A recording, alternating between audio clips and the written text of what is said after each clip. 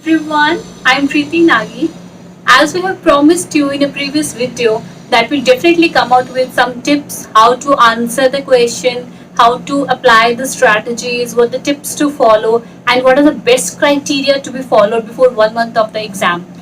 We all know how much hard work, how much dedication CA finals require. So it is very much necessary that we all do study and all do hard work in a right direction so that you don't miss any chance to secure exemption in your exam, so that you don't miss any chance to present your examination, to present your answers in a really well and prepared manner, to share the tips, to give you some crisp idea. Today we have a very brilliant chartered accountant, Nikhil Sachdeva from Ludhiana, and he's a practicing chartered accountant, qualifies his chartered accountancy in November 19, and currently he's pursuing graduation in insolvency professional. I'm very thankful and glad for Nikhil Sachdeva for sharing his point of view.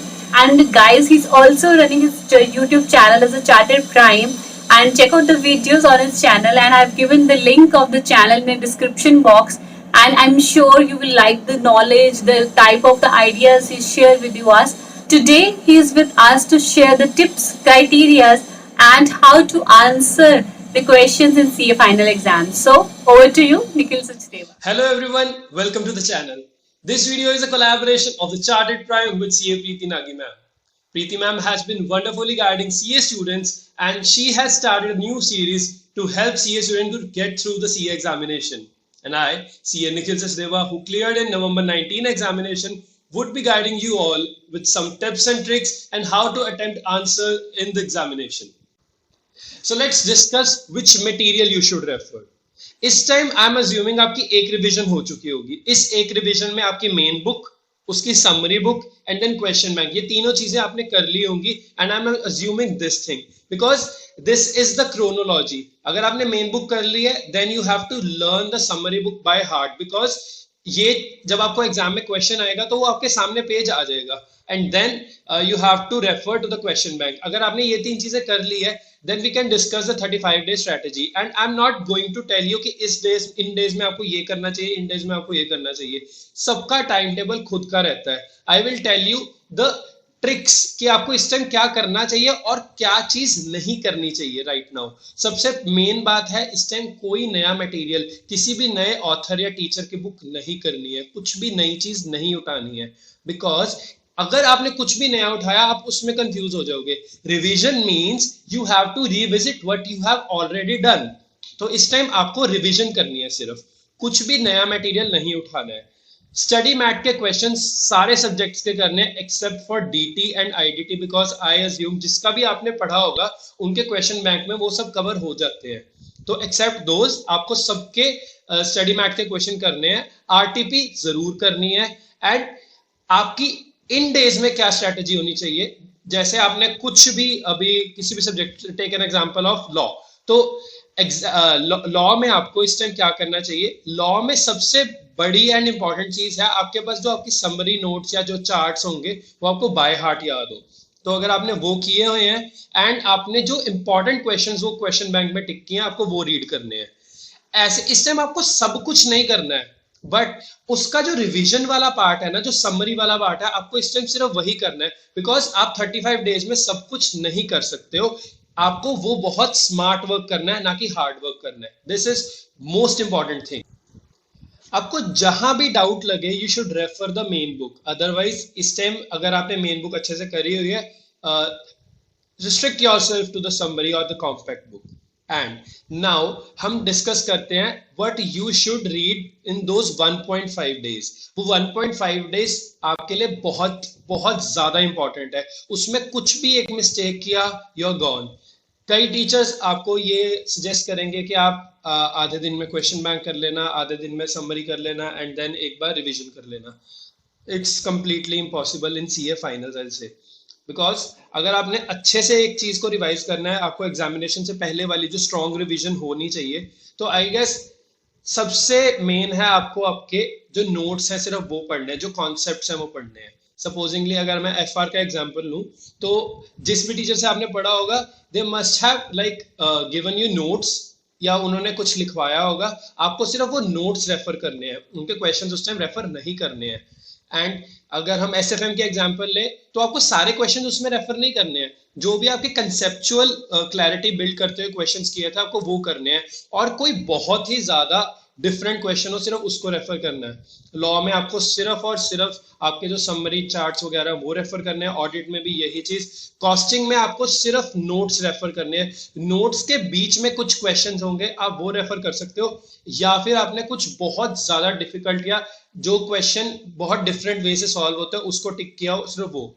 DT में this is a golden opportunity for you guys, believe me, एक दिन में DT करना is next to impossible and you have got days in this, and DT में if you are having these much days you will be easily revising everything, otherwise DT में हर चीज revise करना बहुत मुश्किल होता है, एंड पीपल लीव थिंग्स जिनके ऊपर उनका स्ट्रॉन्ग होल्ड होता है वो उनको लास्ट डे में रिवाइज नहीं करते हैं, and you have got an opportunity. तो डीटी में आपकी जो कॉम्पैक्ट बुक होगी जिसमें सारी प्रोविजंस होंगी नॉट क्वेश्चंस, आपको वो रेफर करनी है, एंड जीएसटी में भी आपकी जो कॉम्पैक्ट बुक या जो भी मेन बुक है, आप अगर मेन बुक से पढ़ रहे हैं कॉम्पैक्ट बुक रेफर नहीं कर रहे हैं, सिर्फ provisions, don't refer questions at the last day, because अगर आप क्वेश्चन रेफर करें आप बहुत रिस्ट्रिक्ट कर रहे हैं आप अपने आप को।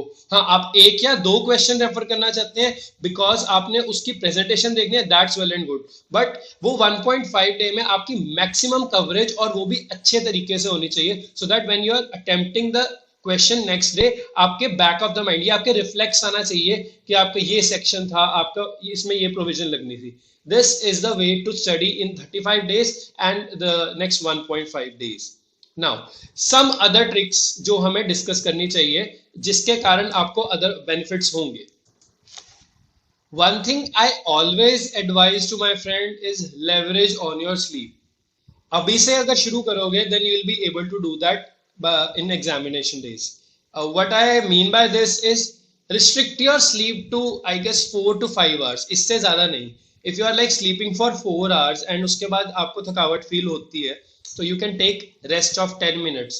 आप पूरे दिन में यही अगर शेड्यूल फॉलो करेंगे और जो एक बार सोना होता है वो अगर 4 hours रखेंगे then this is the best thing, because जितना आप सो रहे हैं जितना आपकी बॉडी को रिक्वायर्ड है सिर्फ उतना सोना चाहिए, कुछ भी ज्यादा सोना इज आपका टाइम वेस्टेज। एंड अगर आप अभी से अपनी नींद को थोड़ा कंट्रोल करते रहेंगे तो आप एग्जाम से पहले 1 या 2 घंटे सो के भी कर सकते हैं। बिलीव मी, ये चीज जो अपने बॉडी के साथ इतना हैंडल कर सकते हैं उनको करना चाहिए, जो नहीं कर सकते उनको सिर्फ अपनी बॉडी को फॉलो करना चाहिए। But what I did was I used to sleep 4 hours only and then 10 minutes 15 minutes break, and जब आप एग्जामिनेशन डेज आ गए हैं तब before giving exam I used to sleep 1 hour only, and I do not advise you to do that। 3 to 4 hours sleep you should take before exam, and ताकि आपकी mind अच्छे से वर्क करे।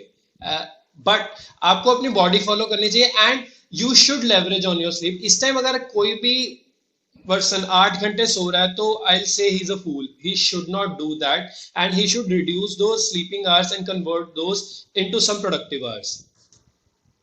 One more thing is don't follow anyone. आपको खुद का आपका एक टाइम टेबल बनना चाहिए। अब मुझे पता है मेरी ये चीज पेंडिंग है, I segregate those in the remaining days and मैं उसको एबीसी एनालिसिस में करूंगा कि कौन सी चीज इंपॉर्टेंट होनी चाहिए। If you are following someone कि यार वो तो सुबह 4 बजे उठता है, मैं रात मैं 4 बजे उठूं, don't do that, follow yourself only.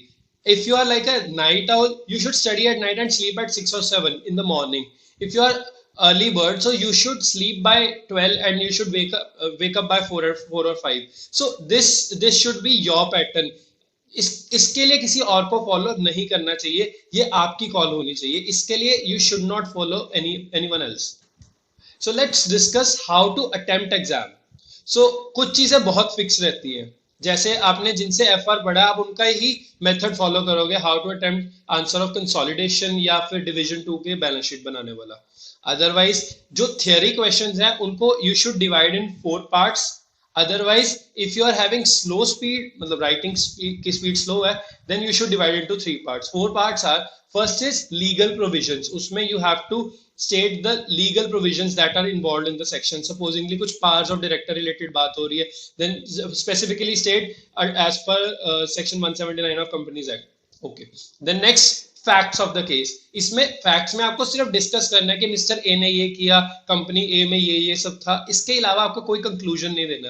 Then is the analysis, उन प्रोविजंस की कैसे एप्लीकेबिलिटी आप एनालिसिस में लिखोगे, एंड कंक्लूजन इसके बाद फोर्थ पार्ट रहेगा जिसमें आप बताओगे उनको ये सब करना चाहिए था, उन्होंने ये कॉन्ट्रावीन किया है।